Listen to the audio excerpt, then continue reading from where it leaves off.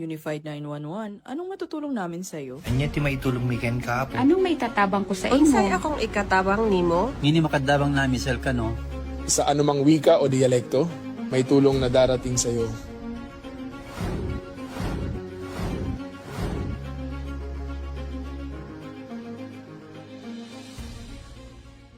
Lilingkod sa bawat Pilipino at magbibigay ng tamang impormasyon para sa tahimik at maayos na Pilipinas. Police News Network, alagad ng batas, tagapagtaguyod ng balitang pulis, sandigan ng mamamayan, patnubay ng katotohanan. Kampo Krame, maghahatid ng pinakahuling kaganapan at nagbabagang balita. Ito ang PNN Police News Network. At ngayon, ang inyong mga tagapagbalita. Magandang araw, bagong Pilipinas. Ako ang inyong alagadang batas, tagataguyod ng Balitang Pulis. Ako po si Patrolman Edwin Baris. Maghahatid sa inyo ng tamang balita, kwento ng pulis at serbisyo para sa mamamayan. At ito ang PNP News Online. Ang pangunahing balita ng Police News Network, alagad ng batas, tagataguyod ng Balitang Pulis.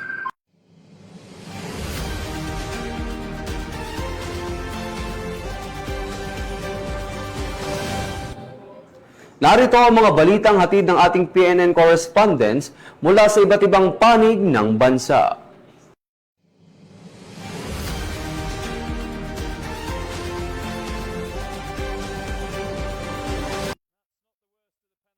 Matapos ang 5 araw na matinding kompetisyon sa UAE SWAT Challenge 2026, Philippine National Police Special Action Force nakapasok sa ika-14 na pwesto. Ito ay malaking pagangat mula sa ika-11 na pwesto mula sa kanilang ranking noong nakarang taon na ika-26. Isang karangalan sa Special Action Force ang makapasok sa top 15 na pwesto ng patimpalak na halos mahigit 100 matitikas na tactical teams ang sumali mula sa iba't ibang panig ng bansa. Ang UAE SWAT Challenge 2026 ay isang mahalagang entablado para ipakita ang lakas, disiplina at teamwork ng PNP at dahil dito, proud po ang Pinoy sa inyo mga sirs. Lubos ang pasasalamat at pagbati ng buong hanay ng PNP sa Special Action Force sa kanilang ipinamalas na husay at tapang. Isang patunay ang kanilang tagumpay na kayang makipagsabayan ng mga Pilipinong pulis sa pinakamahuhusay sa buong mundo.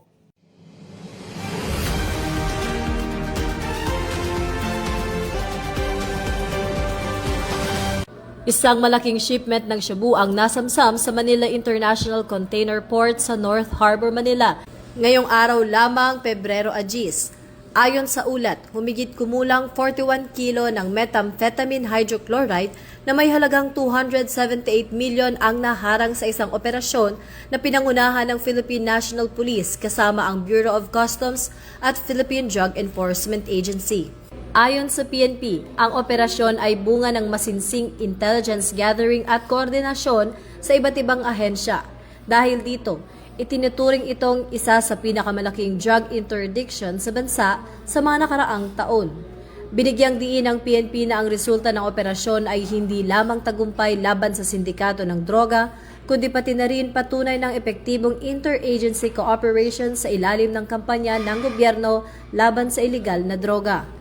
Patuloy na nananawagan ng PNP sa publiko na maging mapagmatsyag at makipagtulungan sa ahensya upang mas mapalawak pa ang tagumpay sa paglaban sa iligal na droga. Ito ang bagong PNP para sa bagong Pilipinas, serbisyong mabilis, tapat at nararamdaman.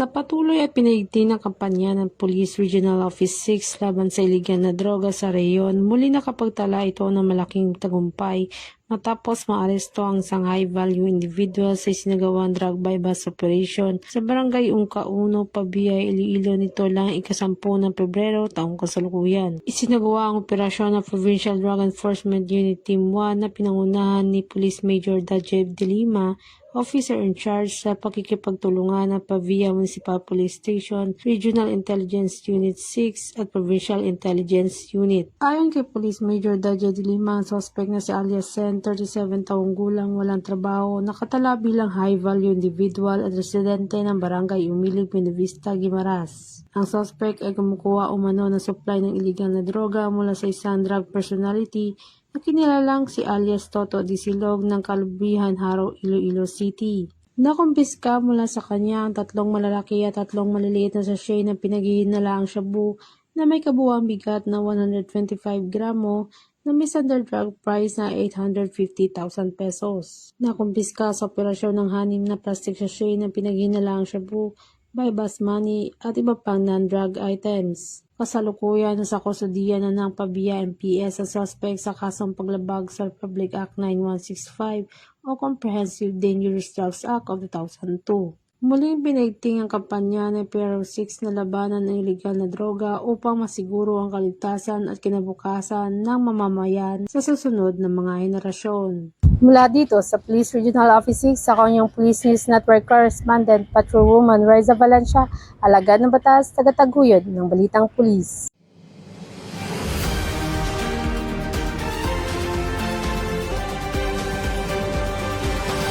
Nagbunga ang pinaigting na kampanya kontra smuggling ng Police Regional Office 11 matapos masamsam ang tinatayang 23 milyong halaga ng smuggled cigarettes at maaresto ang 17 katao sa magkakahiwalay na operasyon sa Southern Mindanao nitong Huwebes at Biyernes. Ayon kay Police Regional Office 11 Director, Police Brigadier General Leon Victor Rosete, umabot sa 13 anti-smuggling operations ang isinagawa sa loob ng 2 araw na nagresulta sa pagkakakumpiska ng 455 master cases, 1,424 rims at 276 packs ng iba't ibang brand ng sigarilyo.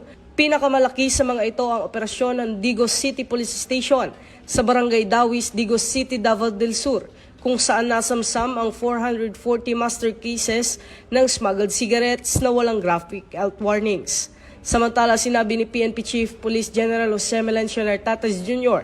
na mahigit 100 milyon na ang kabuuang halaga ng smuggled cigarettes na nasamsam sa Davao del Sur at Bulacan mula pa noong nakaraang Lunes. Sa Bulacan, sinalakay ng pulisya ang isang industrial warehouse kung saan nasamsam ang mahigit 1,300 master cases ng iligal na sigarilyo, kasama ang isang trailer truck at 2 van.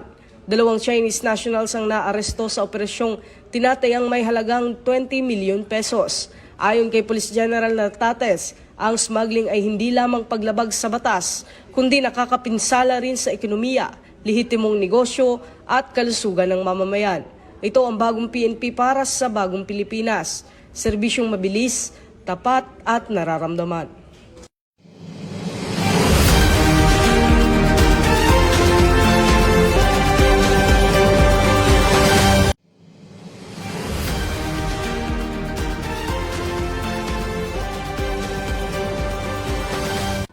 Hinatulan ng panghabang buhay na pagkakakulong ng Manila Regional Trial Court Branch 21 ang 3 akusado sa pagpupuslit ng tinatayang 1 bilyong halaga ng shabu noong 2019.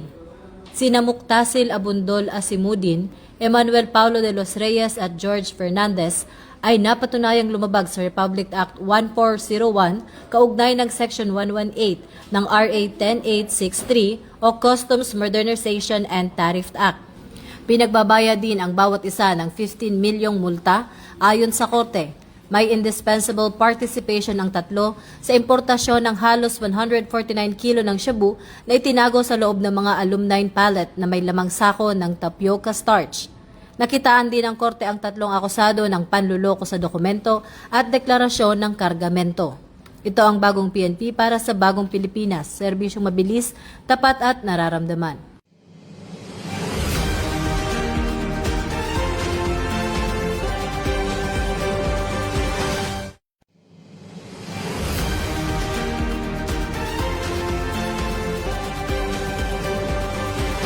Inaresto ng mga operatiba ng Regional Anti-Cybercrime Unit 13 ang babaeng ito na nagpapanggap bilang dentista at nag-aalok ng illegal na dental services sa pamamagitan ng social media. Sa kinasang entrapment operation sa Butuan City, Agusan del Norte, nahuli sa video ang aktwal na pagkakabit nito ng dental braces sa isang undercover na kliyente na agad na nagresulta sa kanyang pagkakaaresto. Nakumpiska mula sa operasyon ang mga kagamitan at aparatong ginagamit ng suspect sa kanyang illegal na gawain. Nahaharap ngayon ito sa kasong paglabag sa Philippine Dental Act of 2007. Ang operasyong ito ay patunay ng patuloy at pinaigting ng kampanya ng PNP Anti-Cybercrime Group sa pangalaga sa kaligtasan at kapakanan ng publiko laban sa mga iligal at mapanlilang na gawain sa online platforms. Alinsunod sa agenda ng bagong PNP para sa bagong Pilipinas, serbisyong mabilis, tapat at nararamdaman. Mula dito sa Campo Crame, ako ang inyong PNN correspondent, Patrolwoman Mary Grace Artizuela, nagbabalita para sa Police News Network, alagad ng batas, tagataguyod ng Balitang Pulis.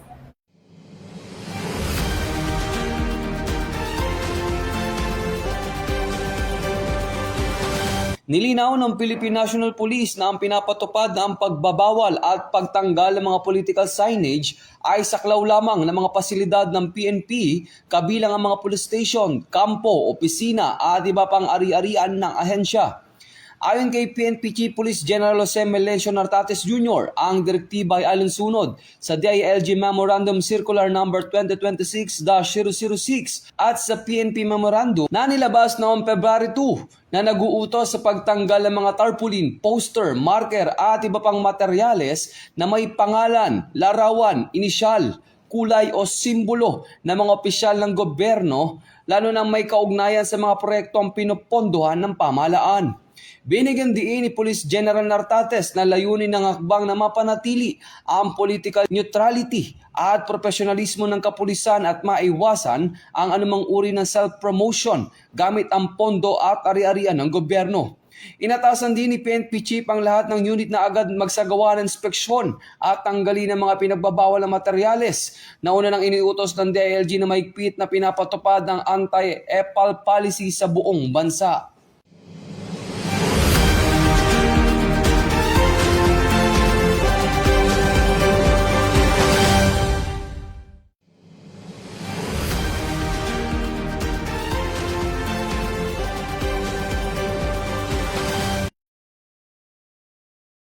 Nasamsam ang tinatayang 515 gramo ng hinihinalang shabu na nagkakahalaga ng humigit kumulang 3,502,000 pesos sa ikinasang drug buy-bust operation ng Provincial Drug Enforcement Unit Team 2 ng Iloilo Police Provincial Office sa pakikipagtulungan ng Pasig City Police Station at ng Provincial Intelligence Unit sa Gawad Kalinga, Barangay Agdahon, Pasig City, Iloilo. Nito lamang ika-6 ng Pebrero taong kasalukuyan. Ayon kay Police Major Daji de Lima, hepe ng Provincial Drug Enforcement Unit, kinilala ang mga naarestong suspect na sina alias Danny, 60 taong gulang, may asawa, itinuturing na high-value individual ng Provincial Drug Enforcement Unit ng Iloilo Police Provincial Office, at si alias Giselle, 54 na taong gulang, may asawa, isang street-level individual, mga parehong walang trabaho at residente ng probinsya ng Iloilo. Nakumpiska sa operasyon ng 6 na plastic sachet na naglalaman ng hinihinalang shabu, buy-bust money at iba pang mga non-drug items. Kasalukuyang nasa kustudiya na ng Pasig City Police Station ang mga arestado at maharap sa kasong paglabag sa Republic Act 9165 o ang Comprehensive Dangerous Drugs Act of 2002. Patuloy ang dedikasyon ng kapulisan ng Western Visayas na protektahan ang komunidad laban sa panganib ng iligal na droga upang mapanatili ang kaligtasan ng bawat mamamayan. Mula dito sa Police Regional Office 6, ako ang inyong Police News Network correspondent, Patrolwoman Charmaine Balunsat, alagad ng batas, tagataguyod ng Balitang Pulis.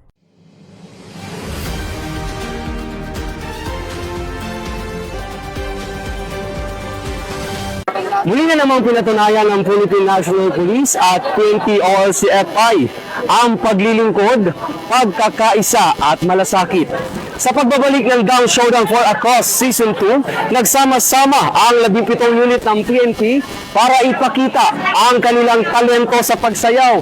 Hindi para sa kompetisyon, kundi para tumulong at magbigay ng malasakit at pag-asa sa mamamayan. Ang naturang programa ay pinangunahan ni Mrs. Mary Rose Nartates, ang advisor ng OLCFI, Mrs. Leilani Alba, ang president ng OLCFI, kasama si Police Brigadier General Bina Guzman, ang director ng Police Community Affairs and Development Group, at iba't ibang opisyal ng PNP na sumuporta sa naturang programa. Matapos ang masiglang eliminations, narito ang opisyal ng top 10 semi-finalist na nakapasok sa Grand Finals. Una na dyan ang PNP Training Service, Special Action Force, pinagsanib parsa ng PRBS at CIDG, Maritime Group, Headquarters Support Service, Highway Patrol Group, PNP Aviation Security Group, pinagsanib pwersa naman ng Civil Security Group, Intelligence Group at EOD K9, SES at ITMS at PNP Forensic Group. Inaasahan ng mas matinding tapatan at mas maukulay na pagtatanghal sa kompetisyon ngayong Grand Finals, February 12, 2026, kung saan naharap ang mga piling unit sa huling showdown ngayong gabi sa Campo Crame. Sa pamamagitan ng Dance Showdown for Across Season 2, muling pinagtitibay ng Philippine National Police ang tunay na serbisyong may puso na nakaangkla sa bagong PNP para sa bagong Pilipinas. Serbisyong mabilis, tapat at nararamdaman. What they can share, an important is they can give something for us, the PNPL, but we are just instruments. So, kami ang magbibigay for, ng galing kanila for the PNP personnel who are critically ill. They're very talented. Aside from pagservisyo sa bayan, they're very talented. And this showdown, I think a dance showdown, just show na through dancing, they can also help the PNP personnel. Unang-una sa lahat, maraming salamat po sa aming buting na direktor, si Police Brigadier General Aligre, sir. Thank you for the support. We are very thankful na nakapasok po kami sa top 10 at bukas sa Grand Finals, lalaban pa kami ulit at mas lalakas pa kami ulit. Kaya abangan from PNP Training Service, mabuhay PNP! As a defending champion last PNP Dance Showdown, siguro ang bago sa amin, kami pa rin. And for you to find out, malalaman niyo bukas kung ano ang kaya pang ipakita ng PNP Maritime Group para masungkit muli ang corona. PNPMG! Go for the game! Para sa amin po, lalabanan namin kahit sino yan. At hindi namin naatrasan. Sama-sama po kayo. Team Team Tanay. Ipapanalo namin to. Thank you. Mula dito sa Transformation Oval ng Campo Crame, ako inyong Police News Network Correspondent, Patrolman Edwin Baris, alagad ng batas, tagataguyod ng Balitang Pulis.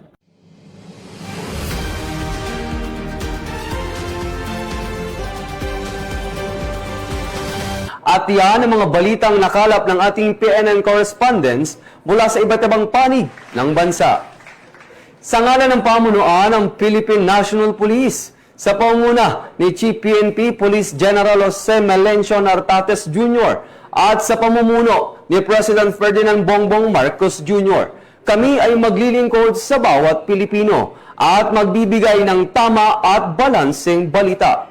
Mula rito sa tanggapan ng tagapag-ugnay ng Pambansang Pulisya, kami ang inyong alagadang batas, tagataguyod ng Balitang Pulis, Patrolman Edwin Baris. Maghahatid sa inyo ng tamang balita, kwento ng pulis at serbisyo para sa mamamayan. At ito ang PNP News Online. Ito ang bagong PNP para sa bagong Pilipinas. Serbisyong mabilis, tapat at nararamdaman.